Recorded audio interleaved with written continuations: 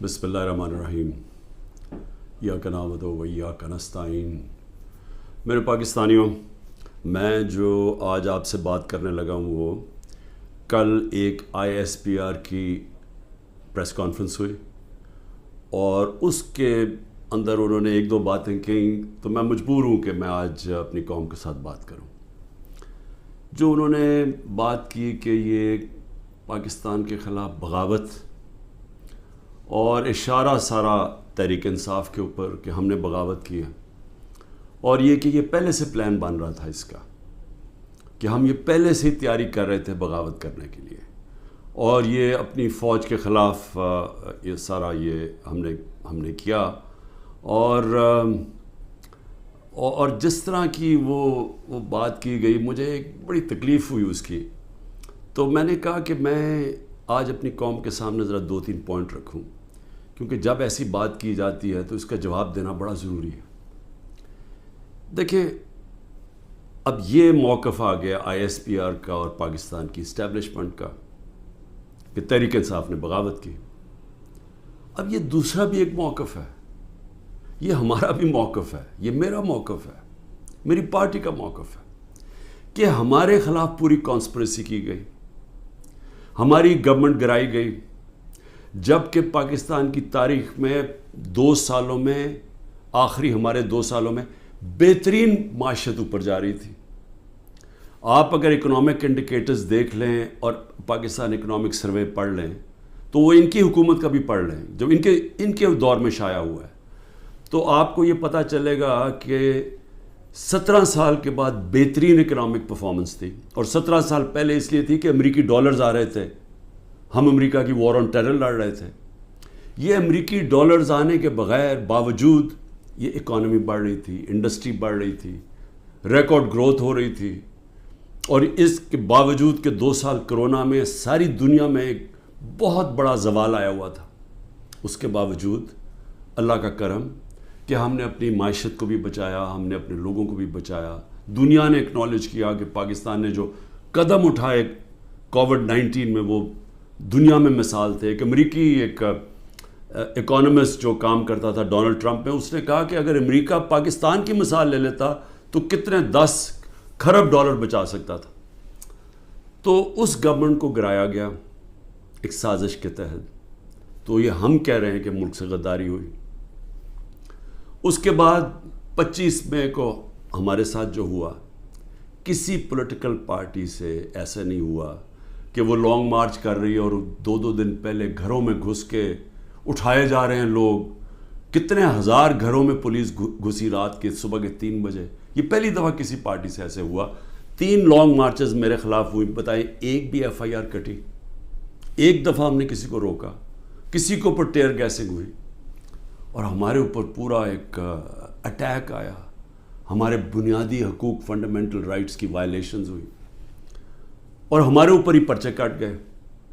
میں نے تب 26 کی صبح کو اپنے دھرنا کال آف کیا، کیونکہ مجھے پتا تھا انتشار کی طرف جا رہا ہے۔ جو پارٹی الیکشن چاہتی ہے وہ انتشار تو نہیں چاہتی۔ تو اس کے بعد ہمارے اوپر یہ نہیں ہوا کہ سستیاں کم ہوئیں۔ جب ہم 30 بائی الیکشنز جیت گئے 37 میں سے، باوجود اس کے کہ پوری اسٹیبلشمنٹ کی سپورٹ تھی یہ 12 جماعتوں کی، میرے اوپر قاتلانہ حملہ ہوا، مجھے قتل کرنے کی کوشش کی گئی، میں اپنی FIR نہیں کٹوا سکا۔ یہ بھی سازش تھی، کیونکہ وہ طاقتور لوگ بیٹھے ہوئے تھے، میں کچھ نہیں کر سکا۔ پھر جو JIT بنی پنجاب کی ہماری گورنمنٹ تھی، اس نے جو چیزیں سامنے لے کے آئیں، جب وہ چیزیں سامنے آ رہی تھی کہ 3 شوٹر تھے ایک کی بجائے، وہ JIT کو سیبوٹاج کیا طاقتور لوگوں نے۔ سازش تھی، کیوں نہیں JIT کو چلنے دیا۔ اس کے بعد ہمارے اوپر میرے گھر پہ حملہ ہوتا ہے۔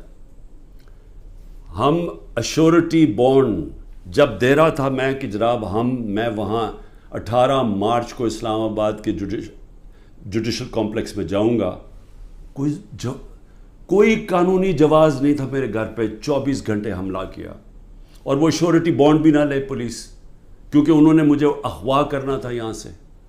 یہاں لوگوں کو زخمی ہوئے، سارا دن گھر اندر بیٹھ نہ سکے، 24 گھنٹے ٹیئر گیس گھروں کمروں کے اندر. کبھی کسی لیڈر سے ایسے نہیں ہوا. 18 مارچ کو پھر میرے اوپر ایک قاتلانہ حملہ ہوتا ہے. اللہ کا کرم ہے کہ میں بچ جاتا ہوں. سارا وہاں اوپر ISI نے اس کو ٹیک اوور کیا ہوا تھا، جو جوڈیشل کمپلیکس ہے. CCTV کیمرہ انہوں نے بند کر دیے.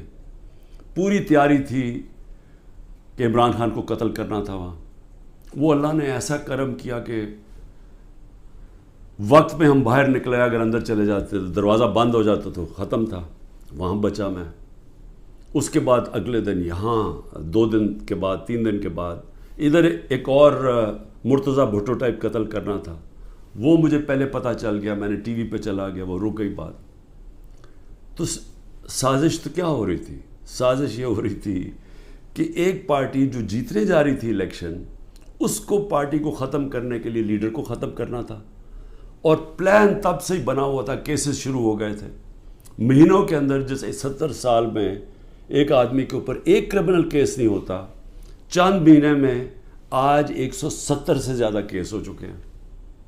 یہ یعنی کون سا انصاف کا تقاضا ہے کہ ہر قسم کا جو ہر دوسرے دن کوئی نیا کیس ہو جاتا ہے. سارا میرا وقت ایک عدالت سے دوسری عدالت میں لگتا ہے. تو یہ کون سا، یہ ملک کی بہتری کے لیے ہو رہا ہے کہ ایک پارٹی، سب سے بڑی پارٹی کو باہر رکھنا؟ اس سے بڑی سازش کیا ہے؟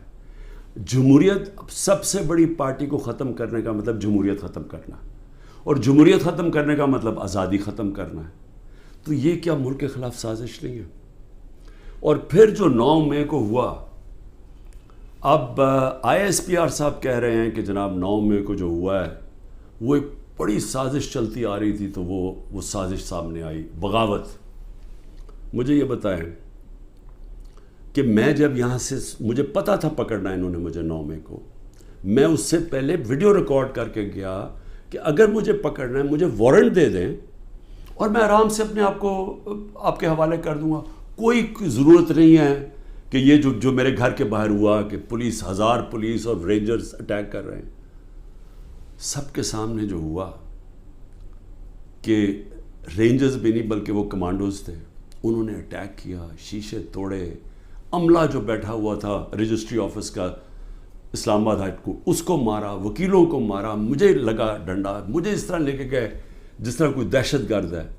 غیر قانونی طور پہ مجھے پکڑا. کیا یہ بھی سازش کا حصہ تھا؟